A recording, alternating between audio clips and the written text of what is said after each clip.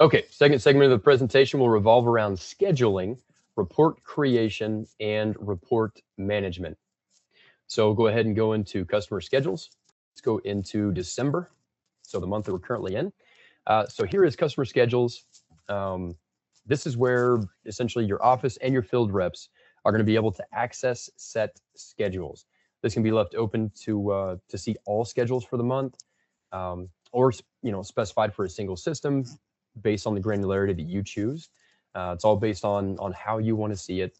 But highlighted in this view is the customer name, as you see here, the frequency of the service report, who the manager and service reps are, is there a due date, last report date, has the draft essentially means has the report been started and has it been finalized. So seeing 2 green check marks here is a very, very good thing. It means you're on task, on target.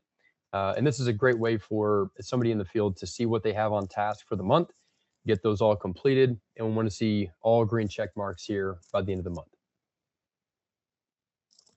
Now, as a manager, if I do want to go in and actually filter as, or as a admin, sorry, if I want to filter who my managers are, I can do that, or specifically who my sales reps are and look, at individual sales reps, and just kind of filter that down as needed.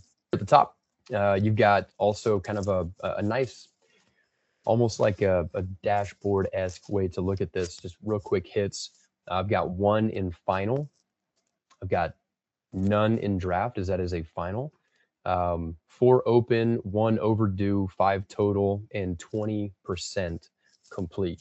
So this is a good way to have a quick snapshot of what's going on with all the reporting for the areas that you're viewing.